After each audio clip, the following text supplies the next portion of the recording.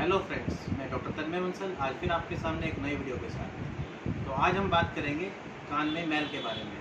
कान में मैल जिसे हम वैक्स या फिर सेरोमन भी कहते हैं, ये क्यों बनता है, कहाँ से आता है, इसके क्या फ़ायदे हैं, इसके क्या नुकसान हैं, इसको कैसे निकाला जाए, इन सब के बारे में हम आज डिटेल में बात करेंगे। सबसे पहले कान में मैल क्यों बनता है। कान में मैल एक प्रोटेक्टिव मैकेनिज्म है जो भगवान द्वारा बनाया गया है ताकि कान में कोई भी कीड़ा जाए, धूल जाए, मिट्टी जाए, पोल्यूशन जाए तो वो उस पर रुक जाए ताकि कान का पर्दा तुरंत डैमेज ना हो। अगर बहुत तेज़ आवाज़ कहीं से होती है तो कान में जो मैल होता है वो उस आवाज़ को डैम्पन कर देता है, यानी कि उसके वॉल्यूम को कम कर देता है, जिससे कि कान के पर्दे पर जो आवाज़ जा रही है वो कम हो जाती है, जिससे कान के पर्दे को डैमेज होने की संभावनाएं कम हो जाती हैं। इसके साथ ही साथ कान की सुनने की जो नस होती है उसकी भी डैमेज के चांस कम हो जाते हैं। तो कान में जो मैल होता है वो किसी भी प्रकार से हानिकारक नहीं है, बल्कि वो तो फ़ायदेमंद है, जिसे कान को बचाने के लिए बनाया गया है ताकि कान डैमेज ना हो। तो ये मैल बनता कैसे है। हमारी स्किन लगातार झड़ती रहती है, थोड़े थोड़े स्केल्स में वो लगातार बदलती रहती है। ऐसे कान की स्किन भी लगातार बदलती रहती है। कान के अंदर बहुत सारे छोटे छोटे बाल होते हैं।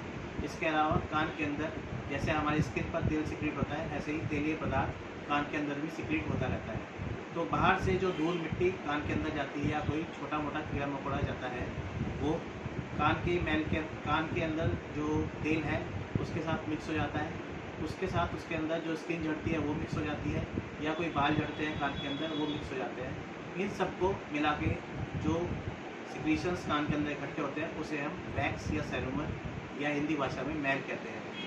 आमतौर पे ये वाइट कलर का होता है जो धीरे धीरे सनलाइट से एक्सपोजर होकर ब्राउन कलर का बनता है और बाद में ब्लैक कलर का हो जाता है। ये सॉफ्ट भी हो सकता है, सेमी सॉफ्ट भी हो सकता है और हार्ड भी हो सकता है। ज़्यादातर लोगों में ये सॉफ्ट होता है जो धीरे धीरे समय के साथ थिक होता चला जाता है या हार्ड हो जाता है। इन केसेस में आमतौर पे दिक्कत आती है। अदरवाइज जब ये सॉफ्ट वैक्स होता है तो ये खुद ही धीरे धीरे सीलियरी मोटिलिटी से बाहर निकलता रहता है।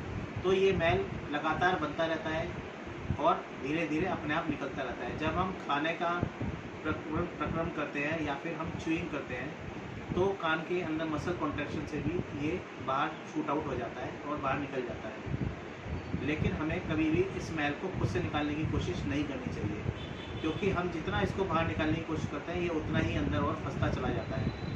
तो कान के अंदर अगर मैल है तो उसको क्या करना चाहिए। आमतौर पे कान के अंदर मैल पड़ा रहता है और वो कोई भी नुकसान नहीं पहुंचाता है। जैसा कि मैंने पहले भी बताया, ये अपितु फ़ायदा करता है और कान को प्रोटेक्शन देता है। तो अगर किसी के कान में मैल फंस गया है, जैसा कि कभी कभी स्कूल में बच्चों के क्लिनिकल एग्जामिनेशन में डॉक्टर्स बताते हैं कि इस बच्चे के कान में मैल है, या फिर डॉक्टर को दिखाने गए तो बच्चे को पेरेंट्स को बताया गया कि बच्चे के कान में मैल है, या किसी बड़े को दिखाने गए तो उनके कान में मैल बताया गया, तो उस मैल के लिए क्या करना चाहिए। उस मैल को खुद से कभी भी निकालने की कोशिश नहीं करनी चाहिए, क्योंकि आमतौर पे लोग क्या करते हैं, ईयरबड्स यूज़ करते हैं या चिमटी या पेन या गाड़ी की चाबी या जो भी उनके हाथ में आ जाता है या पेंसिल लेते हैं और उससे मैल निकालने की कोशिश करते हैं। इस प्रक्रिया में होता यह है कि थोड़ा सा बाइट कान के मैल का बाहर निकल जाता है, बाकी का बचा हुआ मैल अंदर पुश हो जाता है। उसके बाद पेशेंट सोचता है कि मैंने मैल निकाल लिया, अभी और निकालता हूँ। ऐसा करने में वो धीरे धीरे 2-3 बाइट्स और लेता है, थोड़ा सा मैल निकलता है लेकिन बाकी सारा मैल अंदर पुश हो जाता है और वो जाके पर्दे पे चिपक जाता है और डिफ्यूजली फैल जाता है कान के अंदर, जिससे कि मरीज़ को एक तो सुनने में दिक्कत होने लगती है, दूसरे कई बार उसके कान में दर्द भी हो जाता है। ऐसा करते हुए कई बार कान में चोट भी लग जाती है, जिसके कारण मरीज़ को दर्द हो जाता है और कई बार खून भी निकल आता है। कभी कभी कान में मैल होता ही नहीं है और लोग सोचते हैं मैल पड़ा हुआ है और वो उसे निकालने की कोशिश में कान के पर्दे को चोट मार लेते हैं, जिससे कि पर्दे में छेद भी हो जाता है, जिस कारण उनको बार बार कान से मवाद आने की संभावनाएं हो जाती हैं और सुनाई भी कम आने लगता है। तो खुद से कभी भी मैल निकालने की कोशिश नहीं करनी चाहिए। अगर आपको डाउट भी हो रहा है कि कहीं मेरे कान में मैल तो नहीं है, तो आप जाके अपने आसपास जो भी ENT स्पेशलिस्ट हो उन्हें दिखाएं, वो चेक करके बताएंगे, और अगर उन्हें लगता है तो उसी सिटिंग में उसे निकाल देंगे, और अगर लगता है कि बहुत ज़्यादा हार्ड है तो वो आपको कान में डालने के लिए दवाई देंगे, जिससे कि मैल घुल जाता है। आमतौर पर पैराडाइक्लोरोबेंजीन की ड्रॉप या फिर होली ऑयल की ड्रॉप दी जाती है, जिससे कि मैल घुल जाता है और उसके बाद उसे आसानी से निकाला जा सकता है। कभी कभी लोग कहते हैं कि कान में तेल डाल लो मैल निकल जाएगा। कान में तेल कभी भी नहीं डालना चाहिए, क्योंकि तेल डालने से अक्सर क्या होता है कि मैल फूल जाता है और कई बार कान में इन्फेक्शन का भी डर रहता है। लोग तेल डालते हैं, उसके बाद वहाँ पे उसको स्टिक से साफ करते हैं, कान में चोट लग जाती है और फिर इन्फेक्शन हो जाता है। ऐसे में फिर मरीज़ डॉक्टर के पास जाता है कि उसके कान में बहुत तेज़ दर्द हो रहा है। अब डॉक्टर के पास दुविधा ये होती है कि कान का मैल कैसे निकालें जब कान में इतना दर्द हो रहा है। तो इस कारण से मरीज़ की दिक्कतें और बढ़ गई। इससे अच्छा है कि आप पहले ही डॉक्टर के पास जाएँ, उसे निकलवा लें। कान में मैल घुल गया है, उसके बाद निकालने के कई तरीके हैं, जैसे कि जॉब्सन होल प्रोब। हम उसको प्रोब से भी निकाल सकते हैं, या फिर उसको सिरिंजिंग के द्वारा यानी कान की धुलाई करके भी निकाल सकते हैं, या फिर सक्शन क्लीनिंग के द्वारा भी निकाला जा सकता है।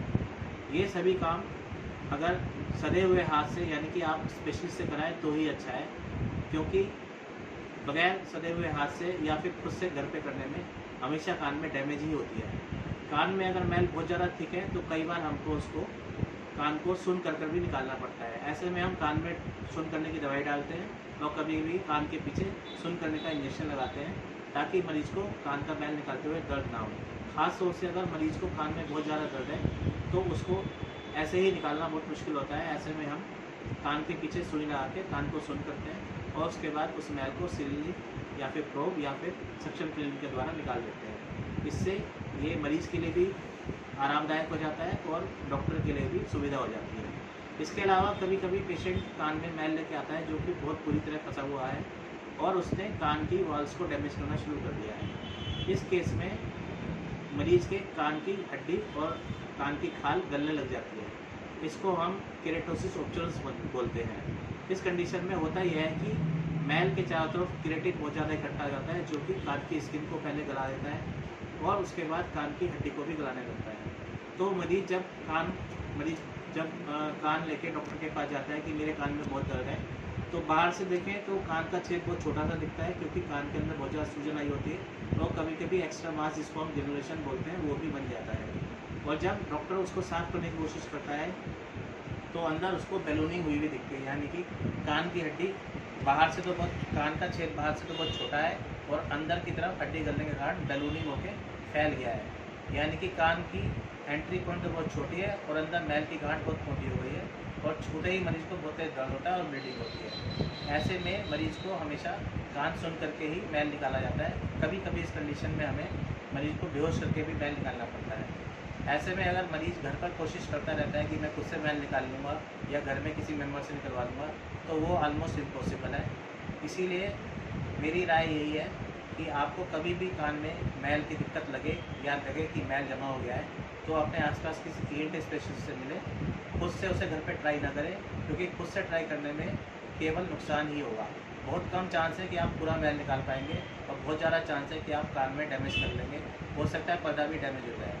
ये हमारी सेंसेज हैं जो हमें दोबारा वापस नहीं मिलती हैं, और अगर पर्दा फट जाता है तो वो बहुत मुश्किल से रिपेयर होता है, अदरवाइज ऑपरेशन करना पड़ता है, उसके बाद ही रिपेयर हो पाता है। और कई बार हमेशा के लिए कान में सुनने की क्षमता में कमी रह जाती है। इसलिए मेरी आपसे गुजारिश है कि आप कभी भी खुद से कान में तीली, तेल, चिमटी या फिर पिन ना डालें।